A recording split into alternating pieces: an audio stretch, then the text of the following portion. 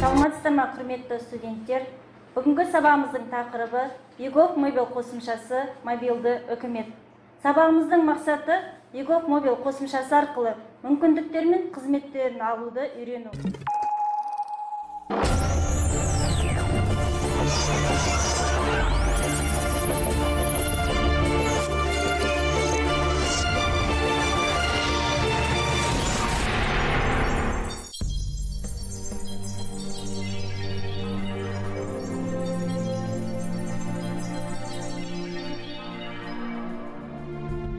21-ші ғасыр инновация дәуірі.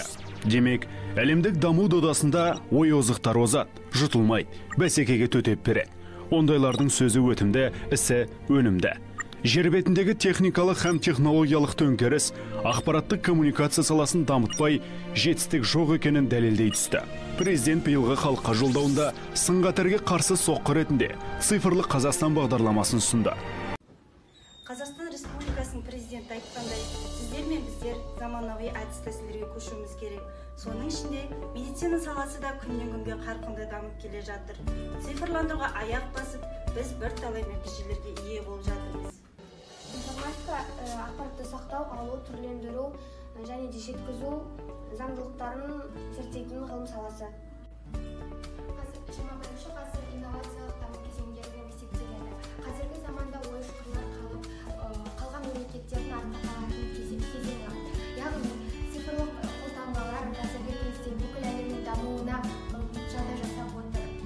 Адамзат жыл сайын емес, ай сайын, тіпті минут сайын және секунд сайын дамудың жаңа сатысына өтіп келе жатыр.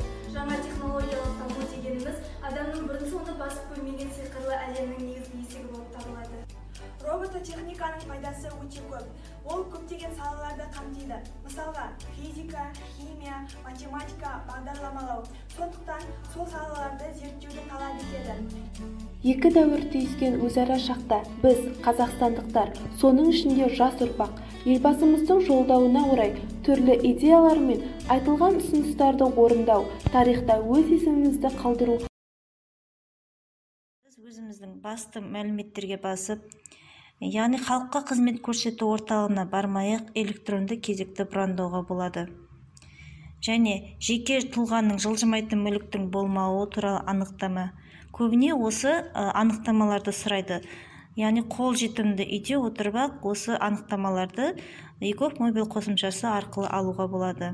Соттылығының болуы немесе болмауы туралы анықтама, психоневрологиялық ұйымнан анықтама және наркологиялық ұйымнан анықтама.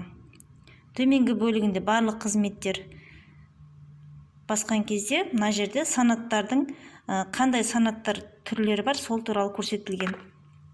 Яғни тағы да сонымен қатар жылжымайтын мүлік, жүргізу және көлік, туу, неке және қайтыс болу туралы анықтамаларды және зейнетақы көбіне қазіргі таңда көп сұраныста ие болып жатырған осы туралы анықтамаларды Цифрландыру заманында сіз бен біздер заманауи әдіс-тәсілдерге көшуіміз керек. Соның ішінде медицина саласы күннен күнге қарқынды дамып, цифрландыруға аяқ басып, бірталай нәтижелерге ие болып жатырмыз. Ауруханадағы шегі жоқ кезекке тұру қиындығынан арылу үшін және емделуші мен дәрігер арасындағы уақытты үнемдеудің керемет тәсілі ойлап табылды. Ол ұялы телефон қосымшасы Дамумет. Дамумет өте қолайлы қосымша, яғни қолжетімді бағдарлама. Енді сіздерге осы бағдарлама жайлы тиімді жағын түсіндіріп кетейін. Біріншіден, үйде отырып дәрігердің қабылдауына жазылуыңызға болады. Екіншіден, емханаға келе алмайтын жағдайда дәрігерге қоңырау шалып, немесе дәрігер сізге кейін қарап қоңырау шалып үйге шақырта аласыздар. Және отбасындағы балаларыңызды тіркеп, олардың атынан да кіруге болады.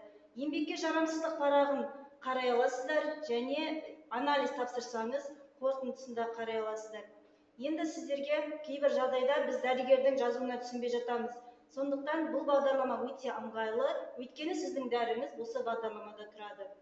Енді сіздерге ұялы телефон болмаған жағдайда, үлкен кісілер мысалы ұялы телефон болмаған жағдайда емханаға қалай тіркелу жолдарын терминал арқылы сіздерге түсіндіріп кетемін. Терминалға назар аударамыз. Ең біріншіден емханаға келгеннен кейін тіркелу батырмасын басамыз.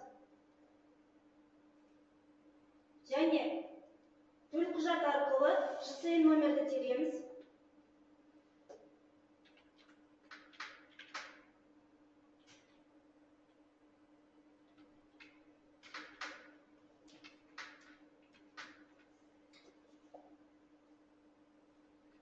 ЖСН номер теріп болғаннан кейін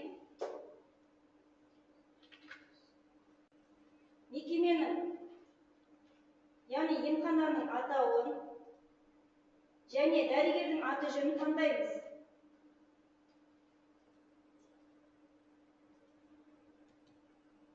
Одан кейін уақытын қай күнге жазғанымыз 21 ақпан 2019 жылы және уақытты таңдаймыз. Осылайша тіркелу батырмасын басамыз. Тіркелгеннен кейін емделуші өзінің номерін алады, яғни талонын алады. Осы талон арқылы, теледидар арқылы өзінің номерін көрсетеді және сол кабинеттің номері, яғни бөлменің номері. Осылайша біз дәрігерге жазыламыз. Осы бағдарламаны тиімді жағын неге пайдаланбасқа? Ал Сауал, сен осы бағдарламаны білесің бе? Я әрине білемін десем де болады. Сіз жаңа пайдалы жағын үйреткен болсаңыз, мен оны ұялы телефонға қалай тіркеп, оны ашудың жолын үйрететін боламын. Сонымен қолымызға ұялы телефондарды аламыз. Ұялы телефонымызда бар Play Market немесе App Store бағдарламасын ашамыз. Ол арқылы Даумет бағдарламасын жүктеп аламыз ұялы телефонымызға. Оған кіреміз. Кіргеннен кейін сіздің ең алғашқы медициналық тіркелген аймағыңыз көрсетіліп тұрады. Содан кейін өзіңіздің жалғастыру тетігіңізді басасыз, жеке сәйкестендіру нөміріңіз бен ұялы телефон нөміріңізді тересіз. Осыдан кейін сіздің ұялы телефон нөміріңізге SMS яғни келеді. Оны ұялы телефоныңызға арнайы орын бар. Сол жерге қондырамыз. Осыдан кейін сіздерге өзіңіздің Даумет бағдарламаңыз автоматты түрде ашылатын болады. Және осы тұста айтып кететін негізгі жайт, Даумет бағдарламасы негізгі дабыл түймесі деп аталатын батырмасы бар. Бұл батырма арқылы 500 жасқа дейінгі балалардың ата-анасы, жүкті әйелдер, диспансерлік есептегі үлкен қарт адамдар осы арқылы тіркеліп, өзіне дәрігерді шақыртуы мүмкін. Жақсы, жарайсың, Сауал. Рахмет. Ал енді келесі тапсырма, ең алдымен ұялы телефоныңызға ЕКОФ мобил қосымшасын жүктеп алыңыздар. Одан кейін мобильді азаматтар базасында бар жоғыңызды тексеріңіз. Қызметтер каталогына кіріп, денсаулық сақтау ұйымына, алғашқы медициналық санитарлық көмек көрсететін медицина ұйымына тіркеліңіз.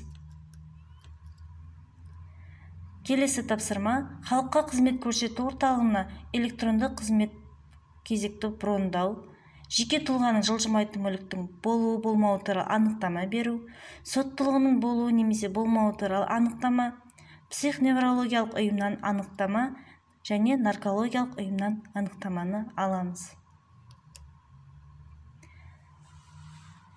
Сау болыңыздар.